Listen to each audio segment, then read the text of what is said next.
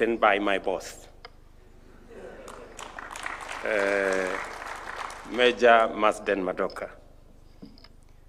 Ladies and gentlemen, Major Marsden Madoka has truly lived up to the title of his memoir, At the Ready. Throughout his life, he has always been ready to serve, ready to lead, and ready to give of himself for his country and this nation. His story reminds us that patriotism is not about words. It is about action, about the choices we make, and about the service we give each other every day, every time, and to humanity. When we read At the Ready, we do more than revisit history. We are invited to walk alongside Major Madoka through Kenya's journey, to see our country's story through the eyes of someone who stood right at the center of its making. It is not just a book of memories. It is a gift of wisdom and reflection, reminding us where we've come from and what truly matters. Major Madoka has won many hearts in his lifetime: a soldier, a corporate leader, a minister, and a philanthropist. But through all these roles, one thing has never changed: his love for Kenya.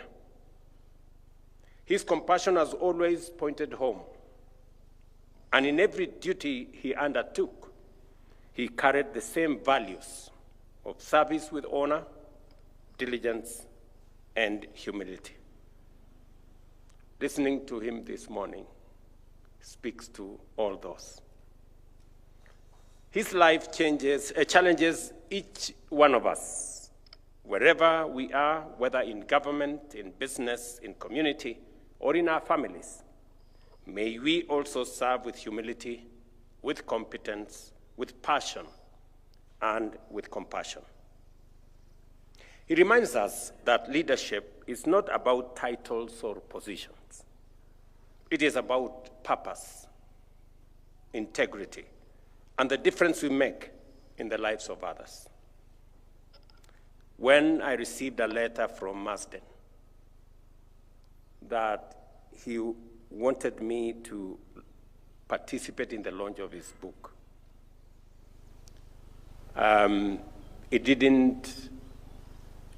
it was not whether I should. The only problem I was grappling with was when.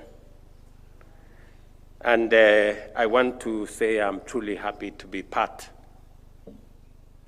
of a small piece of what Marsden has achieved. And it's not always that a book is launched in Statehouse, but I made this exception for this great Kenyan leader. One, it's because he served this country with commitment, dedication, and integrity, especially as the aide-de-camp of our first president. And secondly, it is because he mentored me when I served under him in the office of the president. Anything good you see in me, attribute it to Marsden. I know he has said some very kind words about me. He has said many things about what his understanding of the relationship that we had. But I must confess that I had a really wonderful relationship with Marsden when I served under him as his assistant minister at the office of the president. And I didn't get to know much about before. But he has said several things about my relationship with the former president, President Moi. He has said some things about lunch. And he has said some things about ambition. I hope that young Kenyans in politics, in business, and in the civil society will turn to At the Ready, not only as a historical record, but also as a guidebook for principled leadership. Through his story, Major Madoka teaches lessons that will last beyond his lifetime. Lessons about duty, perseverance, and the unshakable faith in the promise of Kenya. Let us thank him deeply for giving us more than a personal memoir. Through At the Ready, he has preserved a part of our nation's history. He has ensured that future generations will understand where we came from and the sacrifices that built the Kenya we hold dear today. Before I make my remarks in conclusion, allow me to say a few things, because these are moments that will never come back. We will not have another occasion like this for somebody with the stature of Marsden Madoka to speak about his perspective of where Kenya came from, what he thinks worked for us, what he thinks could have been made better, and he has given us a perspective that comes from the heart of how government evolved in Kenya. I am privileged that he has also said a few things about me. And let me just reiterate that he has said a few things about when I first was elected as a member of parliament, I was not in very good books with the KANU government at that time, although I was a KANU member of parliament. And that is the reason why Madoka says I was very outspoken. And let me give a perspective, Marsden, and I tried to explain to you that time, that when I did not decide, actually, I don't know, I did not decide that I was going to run. But one thing led to another, and then I found myself running for a member of parliament. And of course, KANU was the dominant party, and President Moi was a very strong leader. And so when I decided to run, I wasn't the favorite for the KANU party. There were senior people, there were people whose brands were known, and I was really the underdog, you know, and people didn't know me. We didn't have a history of any leadership in our family. And the closest, in fact, I remember during the campaign, for people to understand who I was, I had to make reference to one of our neighbors. I said, oh, you know that Mzee Paul Boit, he was formerly chairman of the county council in Uasin Gishu, and he was a fairly wealthy person. So I used to say, I am a neighbor of Paul Boit. That is the closest I came to in terms of brand. And so the reason why I was fairly outspoken initially was because I felt I hadn't been treated well by both KANU and the leader of KANU then, the former President Moi, who later became a very good friend of mine after he understood me. So, when I ran in the KANU elections, the KANU machine was really against me. And Moi himself came to Eldoret and told people, please, elect people who are known.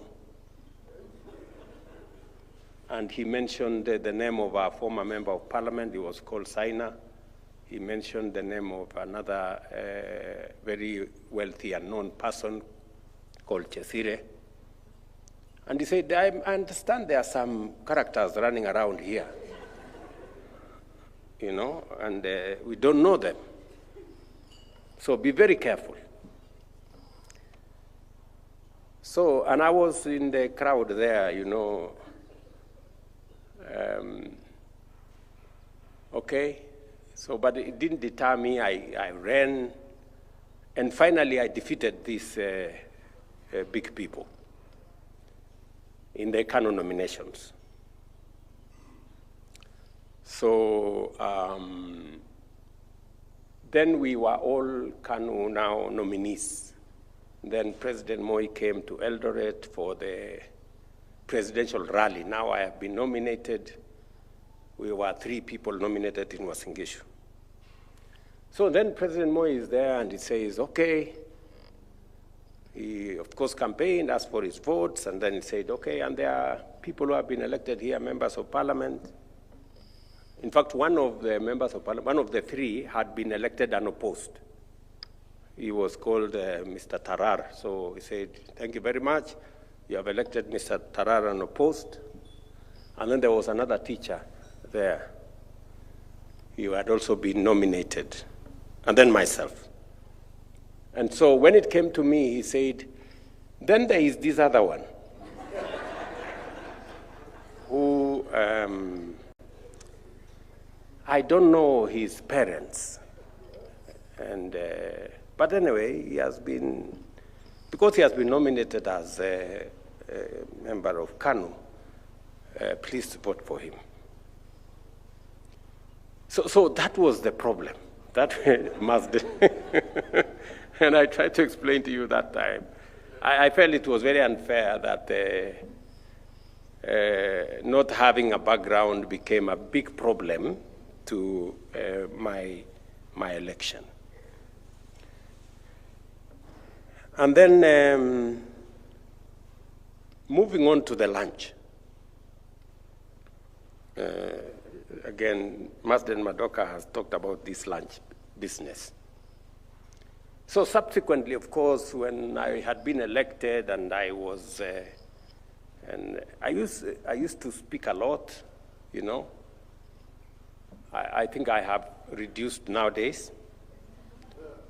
And of course, Moi started to see, oh, this young man is a bit noisy, but he speaks sense, or so he thought.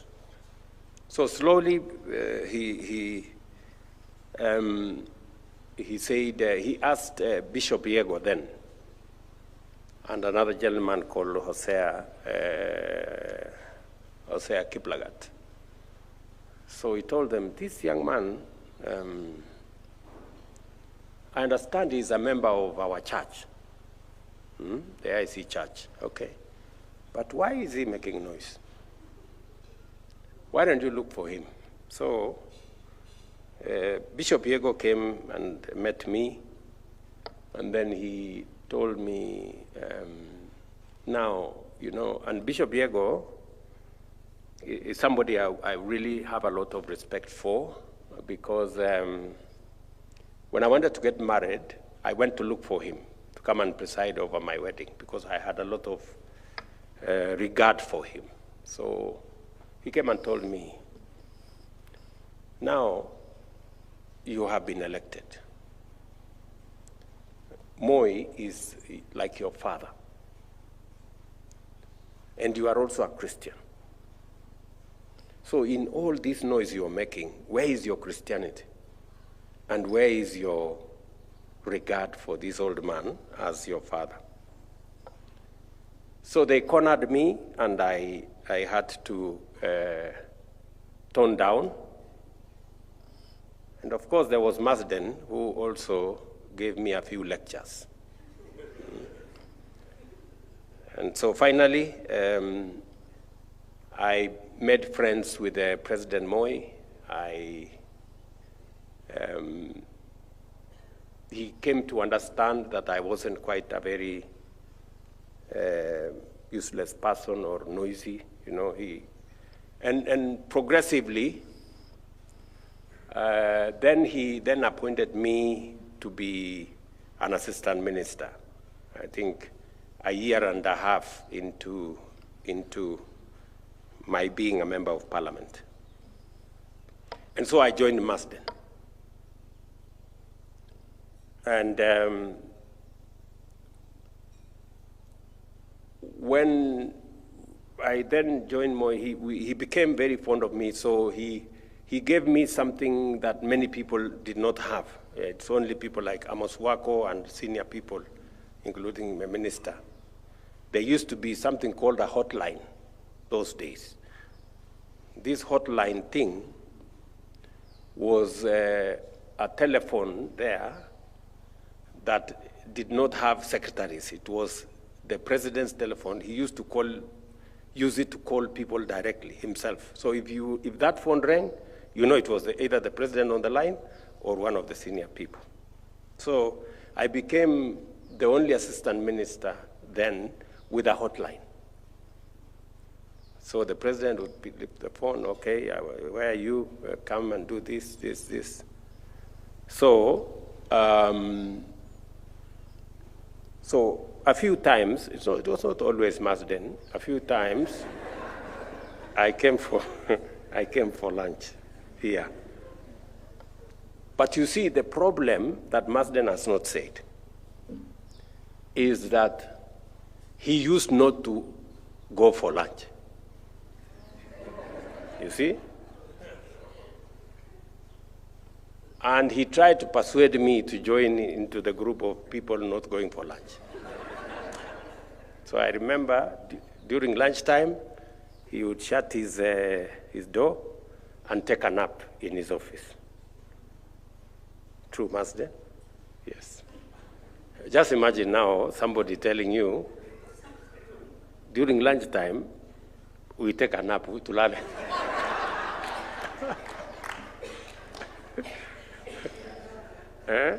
So and it took a lot of offense when I took so much time on this lunch business, which he didn't have business with. So, but you admit, Marsden, I answered all the questions. When I didn't go for this lunch, I answered all the questions well, very well. And we did very well then as a pack, myself working under Marsden. And finally, he has mentioned something about ambition, that I was a fairly ambitious person, which is true. I tried to do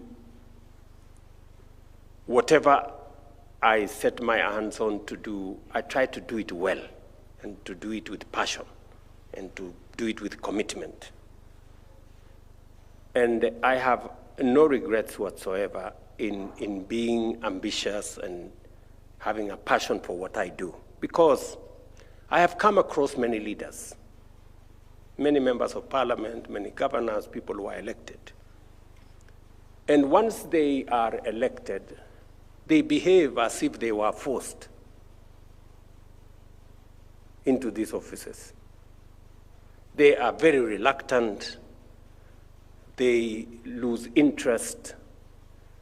They don't have interest in what they are doing. They have no passion for what they are doing. And they end up doing a very poor job of the very heavy responsibilities that come with leadership. You find there are people who are very reluctant leaders. They are there They do not want to engage with the stuff they are supposed to do. They become big people, bigger than the jobs that they have applied for. And they just want to own the title and the position without doing what is expected of them. And that is what Marsden has written in his book. It's not about position, you know, it's not about title. It's about what gets done. Many a times I am accused of micromanaging stuff. But you see, when you have reluctant people, people whose mentality it is, oh, tumeona serikali nyingi, you know, we've been here, we've seen many ministers, we've seen many presidents, because it is the business as usual stuff. It is the roll of the mill, normal stuff. And that is the reason why I have taken it upon myself in the last 3 years to raise the ambition of our country. For far too long, Marsden, we have worked with the usual. We have made peace with mediocrity. We have, you know, our standard has been the average. And somebody wrote a book and said, the enemy of the average. It makes you think you are not too bad, but it limits your ambition to do anything better. So, that ambition, my boss, Marsden, is what is driving me in this country. Yes, we cannot continue to make peace with mediocrity. We cannot operate with the average. We cannot be about the usual and the normal. We have to raise our ambition. We have to raise the bar and our standard. And it has to move from the ordinary to the extraordinary. That is driving all the things we are doing. You know very well, my predecessors, President Moi was great with education. Mwai Kibaki rolled our country into something called free primary education and made a huge contribution to getting everybody into school. Many thought free primary education was not a reality. It became a reality under President Kibaki. My good friend Uhuru Kenyatta told us we must do 100% transition. There were too many kids, you know, slipping away after primary school, many dropping after secondary school. He encouraged us to do 100% transition. And it became my responsibility then to make meaning of all that, you know. 100% free primary brought many kids into school. 100% transition made sure there were many children in the subsequent classes. And we ran into a very big problem on classrooms, teachers, and money to teach. And that is what has occupied me for the last 3 years. We have built an additional 23,000 classrooms to take care of both free primary and 100% transition. By January, we will have hired 100,000 teachers, again, to take care of the same problem. And today, we have a student-centered model that puts more money into our TVETs and our universities, again, to make sure that no child is left behind. We're basically doing what is necessary for us to develop the human capital that is going to support the transformation of our country. We're raising our ambition in the transformation of our agriculture. In the last 3 years, we have done three fundamental things. Number one, we have registered all our farmers because information, data, is central to any successful planning. Registered all our farmers. We now have a digital register of 7.1 million farmers. Tea farmers, coffee farmers, sugarcane farmers, maize farmers, wheat farmers, our livestock keepers. Number two, we have dealt firmly with brokers and cartels and characters who are undermining our agricultural productivity. Number three, we have brought government subsidy into the equation, not to subsidize consumption, but to subsidize production. That's why we are subsidizing our fertilizer, we are subsidizing seeds, we are putting more money into the milk sector, public resources. And today, I can confidently say that we have laid a good base. Our tea farmers are producing more, making more money. Our coffee farmers are producing more. Our coffee prices have improved significantly, from about 60 shillings a kilo to almost 120 shillings a kilo. Our wheat farmers are making more money. Our maize farmers, in fact, maize is the place we have made the biggest impact. We've increased our production of maize from an average of 40 million every year to 64 million last year, and by God's grace to 75 million this year. And we are stabilizing that space. We're simply doing what we must. And I can say the same thing with our health. You know, for a long time, health was a privilege for those who have jobs and those who can afford. We're now transitioning that because the Constitution of Kenya tells us health is not a privilege for those who can afford. It is a right for every citizen. And that is why from 7 million registered people under NHIF, we now have 26.5 million people registered in SHA. And we are making progress. In essence, what I'm saying is that we have operated for far too long with the average and the usual and the ordinary. It is time for us to up our game, to raise our ambition. And we are beginning to have a conversation as a country. In this place where you are sitting, in the last 2 months, I have sat with all the members of parliament and senators in this place, one by one, to explain to them why Kenya is a third world country by mistake, and by mistake of us, the leaders. There is absolutely no reason why Kenya today is a third world country. It is us, the leaders, who are to answer. We are the people responsible for our country being a third world country today. Because, just imagine, I have had engagement with 2 heads of state who were similar to us 60 years ago, at a personal level. I asked the president of Singapore to come and see me. He came here in 2023.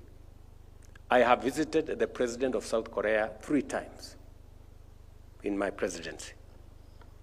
Just because Singapore and South Korea were exactly like Kenya 60 years ago.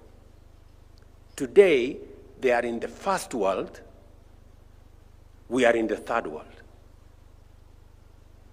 Singapore, for example, was exactly, and you have been following pictures, Singapore was exactly like Kibera, a slum, 60 years ago.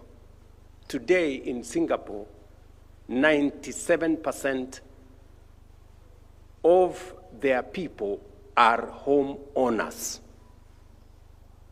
In Kenya, 7 million people live in slums, and home ownership is limited to 30,000, 40,000 mortgages every year. Korea, South Korea, if you look at the GDP per capita of South Korea, in 1963, it was $79, exactly like Kenya. GDP per capita for Kenya in 1963 was $80. Today, GDP, and by the way, South Korea is an agricultural country like Kenya. We are the same in everything. Their education was like ours. Their economy was our size. Their people, population, almost the same. But today, South Korea is in the first world with a GDP per capita 20 times that of Kenya. In fact, they lend us the money, 80 billion shillings. South Korea lend us to do Konza City. Just imagine. The difference between us and them? Leadership. It's not money, it's not resources, it's not all those, it's just leadership. And that is why I've taken time over the last 2 months to speak to leaders, members of parliament, senators. I brought here governors, because we have an opportunity of a lifetime to get Kenya out of this third world place and make it a first world country in our lifetime. It will not take us so long. It will take us between 20 and 30 years, and Kenya will be a first world country if we do the right things. Marsden, you are right about ambition. That is what it is. So, let me finalize. I do not want to make this longer than it is. I just found a good man who worked with me, and he inspired me to say some things. Today, as we have this ceremony, last Friday, I had a big meeting here with our principal secretaries, because we're trying to resolve the issue of young people, the youth of our nation. And by the way, you know, what Marsden was saying here, that the limits are being pushed by our young people. It is correct. You know, the restlessness of our young people, the impatience of the young people in Kenya is because for far too long, we are operating around the average, you know, the normal, this roll-of-the-mill stuff. And yet, we have tremendous potential. So, they are not entirely wrong. They are pushing the limits. And that is why we need to up our game. Yeah? And so it's the reason why we have a 4-pronged plan on how we're going to create opportunities. These young people are looking for opportunities. They are looking for opportunities to work. They are looking for opportunities to do business. They are looking for opportunities to learn, to grow, to, you know, to be part of the drive that we have as a nation. And it is because it is in the DNA of Kenya, not to be average, but to be excellent. That's our DNA. And that's why you see people are restless, people are impatient, because that's what we are made of. We are not made to participate. We are made to win.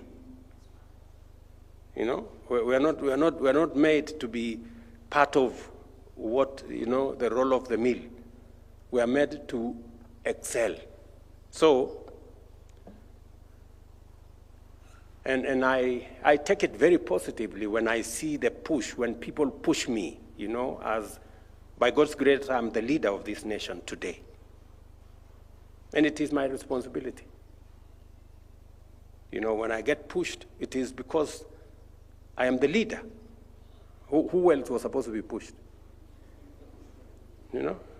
Mimi. Yeah, so it is the correct thing. So, and I will also push the limits for our nation because we can do it. So as I talk to you today, we had a meeting with the principal secretaries here. Today across Kenya, in every county, we are having a conversation about youth entrepreneurship.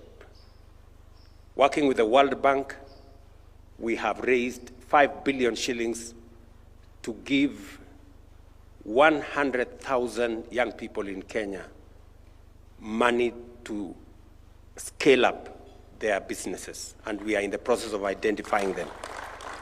I have asked counties, county governments, members of parliament, MCAs, chiefs, assistant chiefs to work with us. The target is to have 1 million young people benefit. We're starting with 100,000.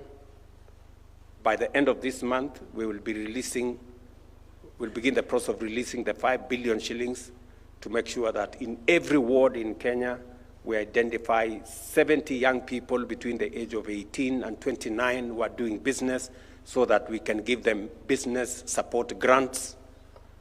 We're also looking for 90,000 other young people who have no formal training so that we can take them through formal training, pay for their stipend, make sure that we support them to gain skills and competencies working with with our TVETs. We are also identifying close to 20 or 30,000 others who will go through what we call recognition of prior learning so that we can certify them. Many of them are working in our affordable housing programs and all the other programs. And we want to identify another almost 700,000 young people to support them to be part of the AGBO process, government procurement. We have a lot of government procurement that's going on, and young people are not participating because of many roadblocks. So we want to prepare them so that the budget we have a huge budget of procurement, close to 200 billion, that is supposed to be reserved for young people, people with disability, and women.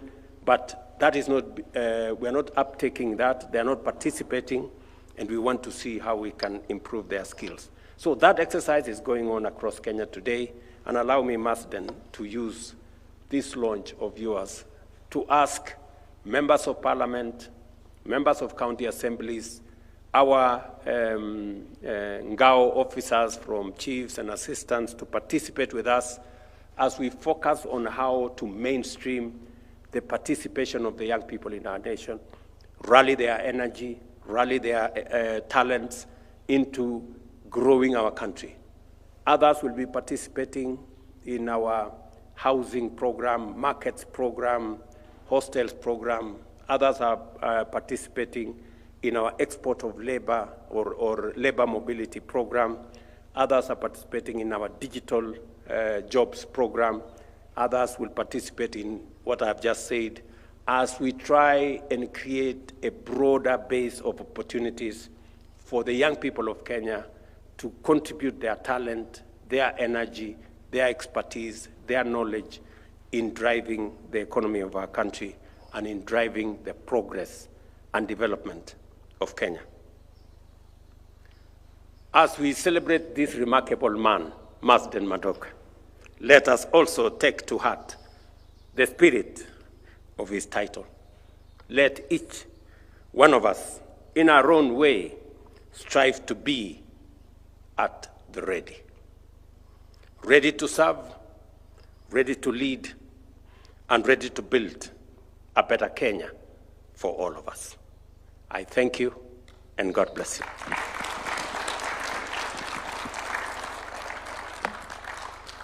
Another round of applause for His Excellency. And as we do that, allow me now to invite the author, the man of the day, to come and take a seat right here as he does a symbolic signing of a copy of At the Ready. Let's take our seats, please. Kindly, let's take our seats. And I'll request that Your Excellency, you flank him together with Miss Kenya 1963 to also come and flank him as he appends his signature on this wonderful launch day of this particular book.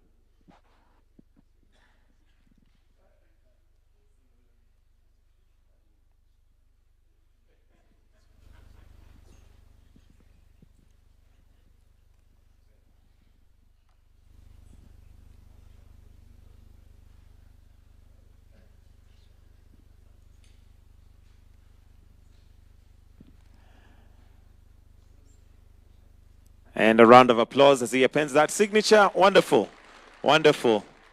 And isn't it a wonderful story to hear that he met Miss Kenya at Statehouse? He has also come with Grace, his sister, at Statehouse. So who knows? Now that he mentioned that she's also single. Statehouse seems to